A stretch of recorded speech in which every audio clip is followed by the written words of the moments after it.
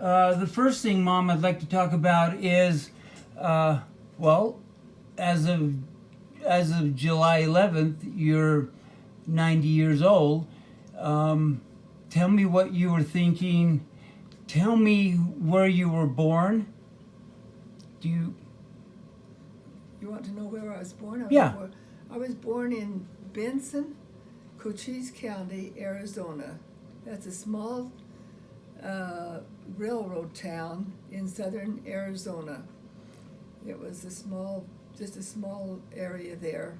What did they do in Benson, mostly for work? Like I said, it was a railroad town. It was where, at that time, railroads were very important, and so it was a time where they would, the Southern Pacific would come through there, and I think they would probably refuel or do things. I'm not really sure.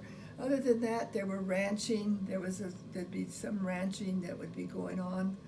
It was about 7 miles from St. David, where I was raised, so it wasn't very far. Was it kind of was that the town that you would go and do your shopping and?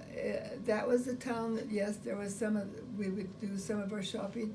It was where our doctors were, and I don't think I think I was it wasn't in a hospital, it was in a nursing home that I was born in. Oh, really? Yeah, it wasn't a hospital. There was, as far as I know, there was no hospital around. And I don't think there is, because there's no hospital there now. Definitely not a hospital in St. David, I don't think. And Benton isn't too much larger than St. David. How far do you remember the nearest hospital being? In Tucson. In Tucson, so Tucson. At that time it's about 40 miles now, because they've made the road better and closer. But it was about 50 miles at that time. You were born to who? To George Alexander McCrae was my father, and to Gladys Bingham McCrae, my mother. That was two of my parents. Let's start with the McCrae side. And I really kind of want to start with the McCrae side, just the generation before and then the generation that joined the church. Do you know who is Alexander McCrae? Alexander McCrae is my father's. His great grandfather, so it'd be my great grandfather. And so I think it was Alexander that joined the Mormon church first. Alexander McCrae was the one who joined the church on the McCrae side, yes. Were they immigrants? What? Were they immigrants? No, they weren't immigrants. They were from the Scottish line, but that line had come over. I would say maybe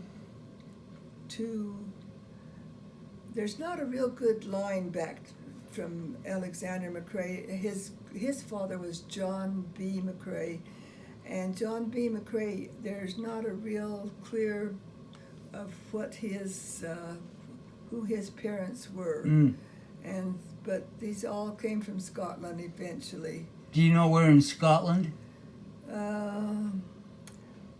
I think they'd said there's a place over there what is that place that we visited? It was a place that the McCraes didn't own, but they were the keepers of the grounds. I was thinking that it sticks in my mind that it was around the island of Skye, in that area, kind of the Midlands. I'd have to really look at it to give you. I can picture it. It's not too far from Ireland, but I couldn't tell you if what you're saying is right or not. Would it be accurate to say that that these people were not nobility, that they were the average? Well, I think they were above the average. I think they were more of the kind that helped the nobility. Okay. And I think if I'm right, that in some places that the line went back to nobility, but I can't say for sure that's so. So Alexander was the first that I can see was the first person in our family that has joined the church. From Alexander on, we're members of the Church of Jesus Yeah. Christ of Latter-day Saints. Is that accurate? That's right. And Alexander had some personal contact with Joseph Smith. Yes, he did. Alexander had he was in Nauvoo. In fact, he was with Joseph Smith in prison, and when they were imprisoned in Liberty? yeah. Liberty? I should have read up on it a little bit. So that he was in prison with Joseph Smith in Liberty Jail, and I think it was for several months. Indiana, yes. For several months. Was he one of the first group of people to go from the Midwest to Utah as pioneers? Was it Alexander that moved Yes, there? he came over. I don't think he was one of the first groups that came to Utah, but it was right close to the first groups. In my mind, I have it being that there were several large groups before him, and that he kind of immigrated that's out west with like a third or fourth Yeah, grouping of people. Certainly not the first ones busting into the Salt Lake.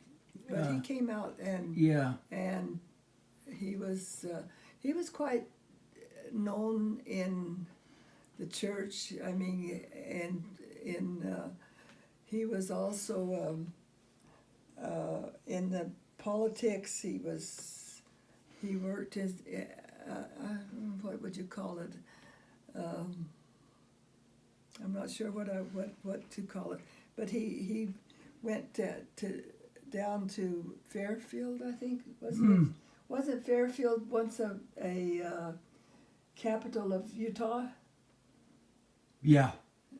Yeah. I believe they at the time it was in Fairfield, so that it would be fairly isolated from anybody wanting them to not do something or to do something. It was kind of a stance of the LDS Church to avoid confrontations with the U.S. Army and the complications regarding polygamy and that stuff. Let's talk about your mother's, the Binghams, for a minute. I've talked to you about your mother's father. What was his name?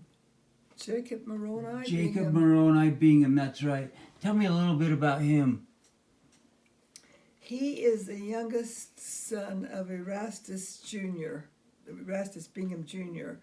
He's the youngest son. Erastus Bingham Jr. was a polygamist. He had 2 wives. The first wife, I think he had 9 children, and the one that Grandpa came through was Susan Green Bingham, and she had 13, and he was the 13th child. Wow. So he had a lot of kids and a lot of brothers and sisters, and most of the ones of the first wife were much older than Grandpa, and so was even his own brothers and sisters were older. And I think I remember reading that he was a gentleman that had a lot of prongs in the fire. That he had a lot of different areas in life. That he worked as a farmer. He worked as a miner, right? He just worked a lot of miner. He was a rancher. He did almost. I don't think he had much schooling, but he had a lot of schooling in living. Yeah. And doing that. As it sticks in my mind, and this may not be the right person, but it sticks in my mind that he had a bus service to at one time he had a Tucson? bus service. It was even in my lifetime, that was the bus service. This was, so he would have had, this was a time when he was, he had raised all of his children. Yeah. And it was he and some of his sons that did this bus service Yeah. in Bingham, in Tucson, and the little town called Binghamton. Yes. That was what. Yes. That was where the bus service was given, and I think it was fairly well. It was fairly well received until some of the bigger bus companies realized that he was taking their customers, and then I think they sort of broke it up. Let's talk for a minute about your parents. George McCrae was the son of John Kenneth McCrae. Kenneth McCrae, who I believe was the one directed to settle the southern Arizona. John Kenneth, yes. Yeah, I think I read, Mom, that he had some land up in Midway Heber area, that he had a farm going and was asked to leave that and then go down to southern Arizona and start the settlement. You know, at that time, the LDS Church was sending people everywhere to kind of get settlements everywhere. I believe John Kenneth was one that was asked to leave Utah, go down to southern Arizona. To southern Arizona, which would be a stark contrast for the beauties of Midway and Heber. And I believe he had a really nice plot of land and a nice farm to be asked to go down to southern Arizona to give up basically all that he had. I think his wife's name was Maria Sabin. John Kenneth was, his wife was Pearl Elizabeth Sabin. Sabin. But they were not married at that time. That was not, John Kenneth would have been a son of, okay, I've got to stop and think here. Wouldn't he be the son of Alexander? No. No? He's the grandson of Alexander. Okay.